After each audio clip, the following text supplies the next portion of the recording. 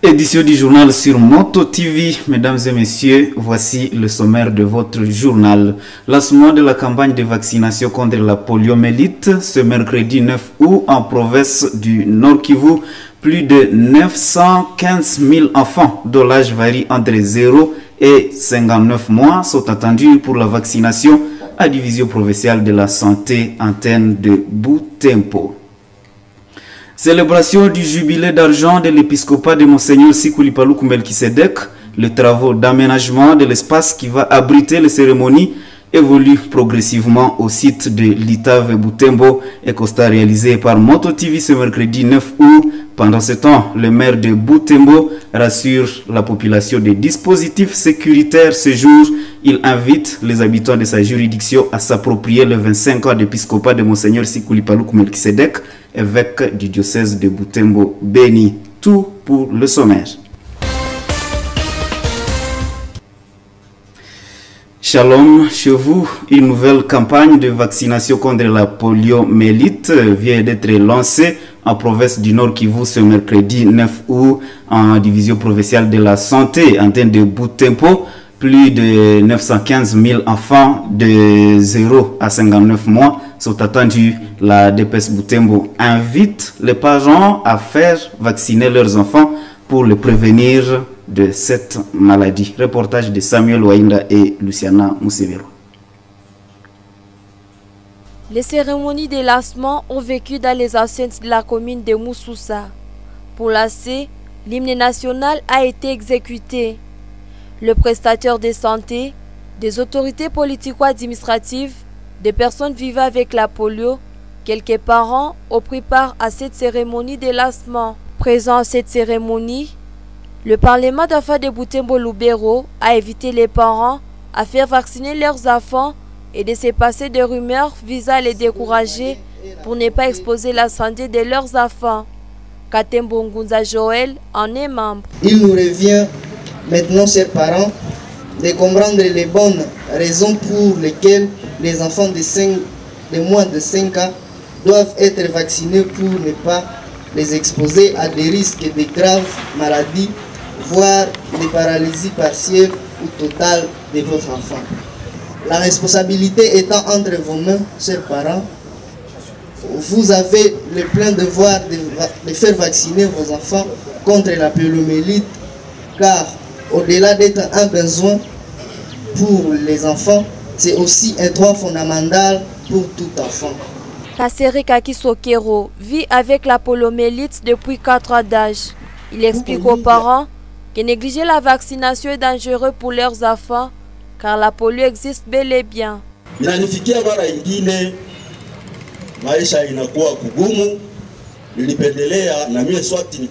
Dans ma vie, j'ai toujours rêvé d'être manutentionnaire ou bien même aller vers Tissalala pour pousser les vélos de bananes. Malheureusement, c'est impossible.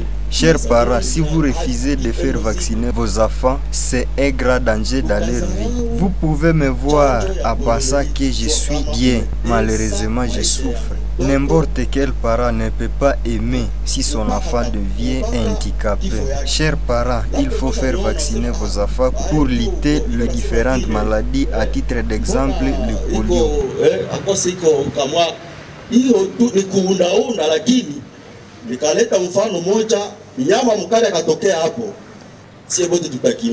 Le maire de Butembo, présent au lancement, a encouragé ses administrés à préparer leurs enfants pour la vaccination qui ne va durer que 3 jours. Ensemble, protégeons nos enfants de 0 à 59 mois en les faisant vacciner contre la poliomyélite. C'est à cette heure que je déclare lancer des activités de la première phase de la campagne de vaccination contre la poliomyélite avec la stratégie porte à porte ce mercredi 9 août 2023. Lancement proprement dit, une dizaine d'enfants ont reçu leur dose ce jour.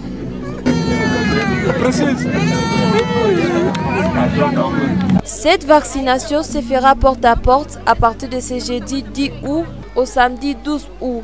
915 039 enfants ont été recensés pour recevoir ces vaccins dans 17 zones de santé de la division provinciale de la santé antenne de Butembo. Et nous vous l'avons dit en titre, les travaux d'aménagement de l'espace qui va accueillir les cérémonies de célébration du jubilé d'argent de Monseigneur Sikuli Paluku Melkisedek touchent progressivement à leur fin. C'est mercredi 9 août. Ces travaux sont évalués à 90% d'exécution par la commission qui s'en charge des travaux. C'est faux également sur plusieurs sites en ville de Butembo, à l'occurrence l'entretien de certaines routes pour faciliter le déroulement des activités. Découvrez plus de détails dans ce reportage de Delphé Ouéa. À l'esplanade de l'Itav Butembo, la construction des podiums évolue normalement. Ces podiums sont en construction depuis le 17 août. Des planches et des fers sont les matériaux nécessaires pour la construction de ces podiums. Les ajusteurs, les électromécaniciens et les menuisiers sont présents pour l'accomplissement de ces travaux. Monsieur l'abbé Flavier Bouyambité, qui est le maître d'ouvrage, rassure qu'à cette allure, tout sera fait prêt avant vendredi. Les travaux évoluent très bien.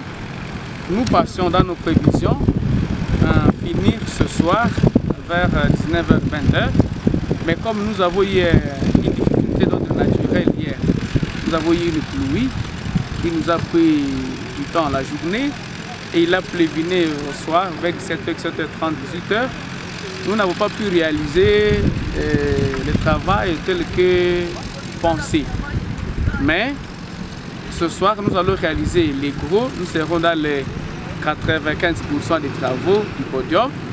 Et demain matin, nous allons faire juste la finition des travaux du podium et procéder alors à l'aménagement de ce terrain, de ces sites. C'est-à-dire que nous allons placer les chaises selon les catégories de personnes. Mais si vous regardez très bien, nous avons déjà commencé à mettre des panneaux, et à aménager déjà avec des fils, créer des voies principales, des voies secondaires, mais aussi nous avons déjà commencé à fixer où on va mettre les instruments de sonorisation et consort. Donc tout évolue normalement bien et il n'y a pas de problème, il n'y a pas de crainte par rapport au vendredi. Par ailleurs, le tronçon qui va du boulevard Joseph Kabila jusqu'à l'évêché subit une petite retouche. Gédéon Sikiriamouba, coordonnateur de l'association des manutentionnaires et des propriétaires de bennes à son pro-ben, s'est dit fier de répondre à l'appel du maire qui les évite de travailler en collaboration avec le diocèse.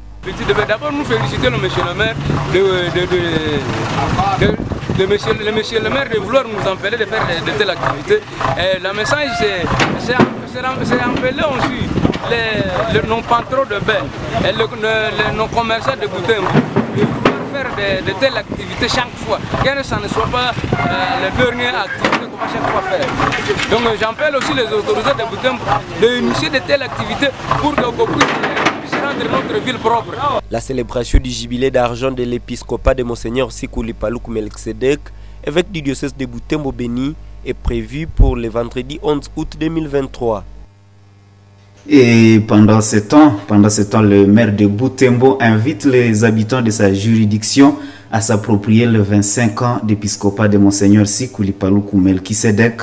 Au cours d'une interview accordée à la presse de Butembo ce mercredi 9 août, le commissaire supérieur principal Moabaï Kiteli Roger rassure que les dispositions sécuritaires nécessaires sont déjà prises pour que cet événement se passe en toute quiétude.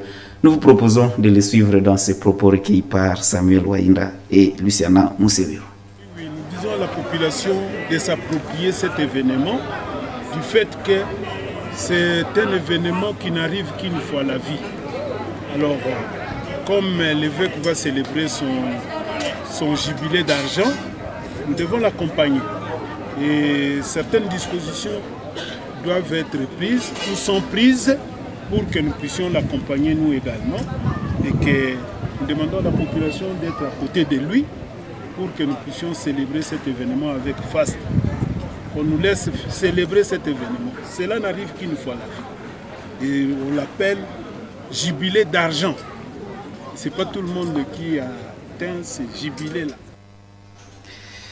Au même moment, dans un communiqué officiel rendu public ce mercredi 9 août, le maire de Butembo annonce la coupure de la circulation sur les tronçons situés entre la rue Président de la République et le site de l'ITAV à partir de jeudi soir jusqu'au vendredi 11 août.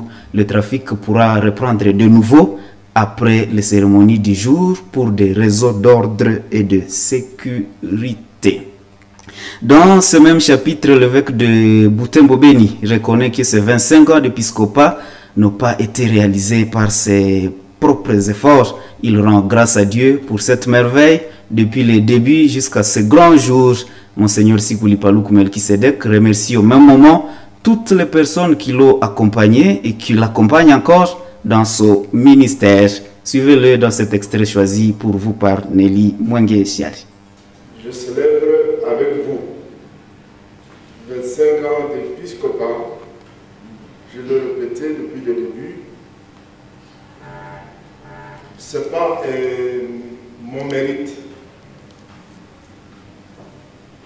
On dit souvent dans notre langage, lorsque Dieu accorde à quelqu'un ou vous donne une mission, il vous donne aussi la grâce de l'accomplir. Je pense que c'est ce que j'ai vécu, c'est cela. Et à présent, nous parlons éducation. Le ministre de l'enseignement primaire, secondaire et technique a mis en place des dispositions pratiques pour la rentrée scolaire 2023-2024. Entre autres dispositions, il fixe le paiement des frais scolaires en monnaie nationale. Ceci est contenu dans un communiqué du ministre Tony Mwaba, signé le 4 août dernier. Delphi Weya pour le détail. Dans les communiqués du ministre, il est demandé aux établissements scolaires de ne pas faire payer des frais d'inscription car celle-ci est gratuite. Aussi, il est demandé que les parents ne doivent pas être obligés à acheter les fournitures scolaires dans des écoles. Concernant les frais scolaires, ils seront perçus en monnaie nationale.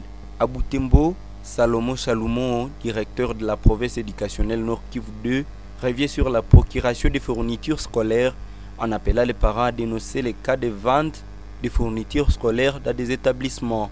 La lutte contre les antivaleurs doit être notre bateau de commandement, notre cheval de bataille, et nous ne devons pas réussir ça.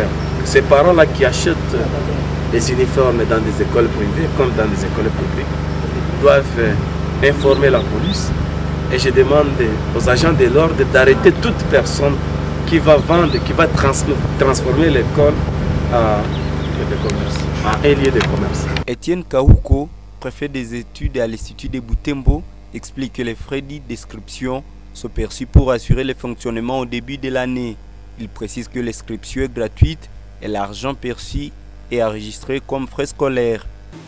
Dans les instructions du ministre concernant les frais scolaires, il a toujours demandé que la province fixe les frais à payer par l'école maternelle et l'école secondaire, l'école primaire étant gratuite. La rentrée scolaire de l'année 2023-2024 est prévue pour le 4 septembre 2023.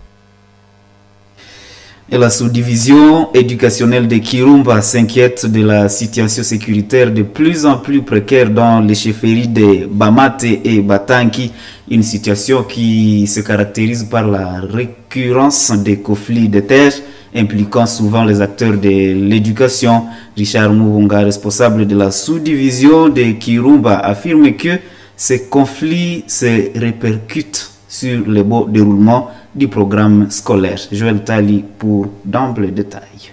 Le responsable de la sous-division éducationnelle de Kirumba fustige la présence des conflits fonciers dans sa juridiction. Des conflits qui impliquent souvent des élèves, des enseignants et autres acteurs de l'éducation.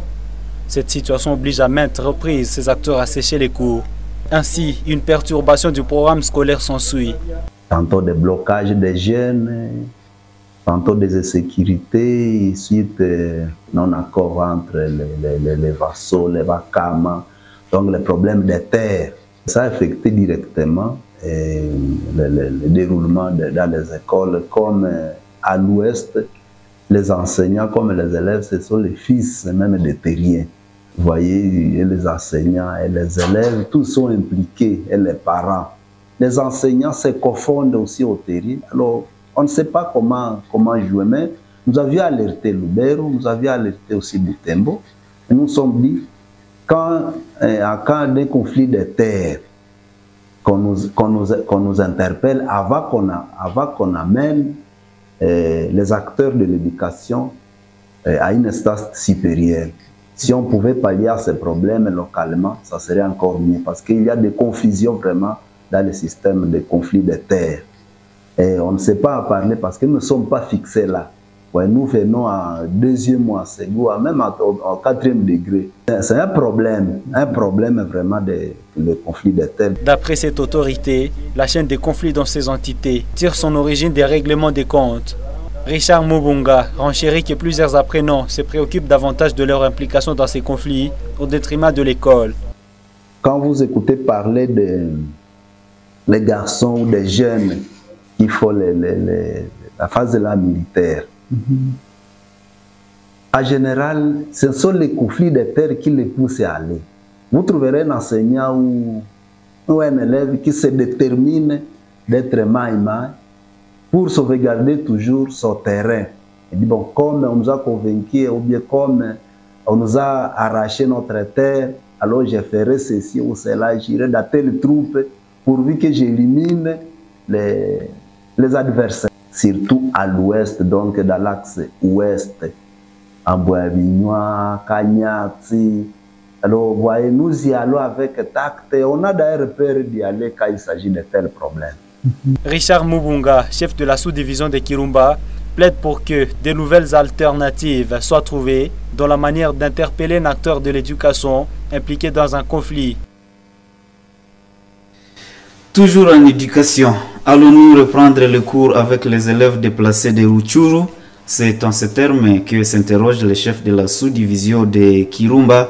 Cette autorité assure avoir récupéré dans sa juridiction les élèves et écoliers déplacés ayant fui la guerre du M23 à provenance de Rutshuru. Richard Mubunga, qui s'inquiète de cette situation difficile à maîtriser, appelle le gouvernement congolais à restaurer la sécurité dans cette région. Joël Tali l'a interrogé. Pour les quelques cas isolés et les cas de sécurité, si tu as une vague de sécurité à Kibirizi et à Rutshuru, cette vague s'est arrêtée au niveau de Kanyabayonga. Il y a eu coupure d'une semaine. Pour cette année, nous avons récupéré les enfants de Rutshuru qui étaient déjà délaissés, on venait de déclarer année blanche, alors qu'une partie de Rutshuru était en train d'étudier, entre autres Kanyabayonga, proche de la sous-division de Kirumba, et Vichumbi, qui n'avaient pas occupé, sauf pendant quelques temps. Alors nous les avons récupérés, vraiment récupérés, à l'ENAFEP et à Tenassos. Pour malheureusement, aux examens d'État, on ne sait pas ce qui est arrivé, comme c'est national, ce n'est pas local. Ces enfants, ils sont sacrifiés. On ne sait pas si on va les récupérer dans quel système. On disait il y aura encore leur examen spécial. Est-ce que ça va arriver? On ne sait pas. Alors c'est ça notre crainte. Est-ce qu'on va commencer l'année avec Rutshuru ou sans Rutshuru? Parce que quand Rutshuru est bloqué, nous sommes aussi bloqués. Nous vivons la terreur maintenant. Or, quand nous avons le froid, nous ne travaillons pas comme nous travaillons dans les temps. Donc, nos recommandations au niveau national, ça c'est un circuit national vraiment. Quand on parle de Rutshuru, on parle de thèmes sous division Kirumba. Vous voyez pas mal d'enfants quitter maintenant les écoles. Il y a les enfants qui sont déjà réservistes, et il faut dire tout haut. Ils quittent l'école, il va à Rutshuru, il va à Kibirizi pour défendre la cause de la guerre. Alors c'est un fléau. Là, c'est d'une manière générale. En réponse, le directeur de la province éducationnelle Nord Kivu 2 appelle les responsables des écoles à accepter les élèves et écoliers déplacés de guerre sans beaucoup de conditions. Le prophète Salomon Chalumo Tchambali indique que le gouvernement prône la gratuité pour ces vulnérables. Il appelle les responsables d'écoles qui reçoivent des élèves déplacés à se conformer à cette décision. Joël Tali, encore une fois, l'a interrogé. Suivez-le. Tel que vous les connaissez, ce n'est pas dans la sous-division de Kirumba seulement. Notre pays est envahi par certains pays voisins qui nous causent du tort, à nos populations, à nos enfants. Et nous sommes dans l'obligation tous, au niveau de notre milieu scolaire, d'accueillir les enfants déplacés sans donner des conditions quelconques. Et je crois que le chef de l'État est en train de mettre en marche pour qu'il y ait la paix, pour qu'il y ait l'éducation en situation de paix. Voilà. Les apprenants vont étudier gratuitement dans les écoles, oui. Surtout que l'école primaire est gratuite sur l'étendue de la province. Je pense que vous les journalistes, vous les connaissez très bien qu'il y a 100% de la gratuité dans nos écoles publiques primaires. De ce qui concerne les écoles secondaires, nous ne devons pas demander les frais de scolarité à ces enfants en situation de déplacement. C'est une instruction. Mesdames et messieurs téléspectateurs de Moto TV, voilà ce qui me fait à cette édition du journal. Merci de l'avoir suivi. Au revoir.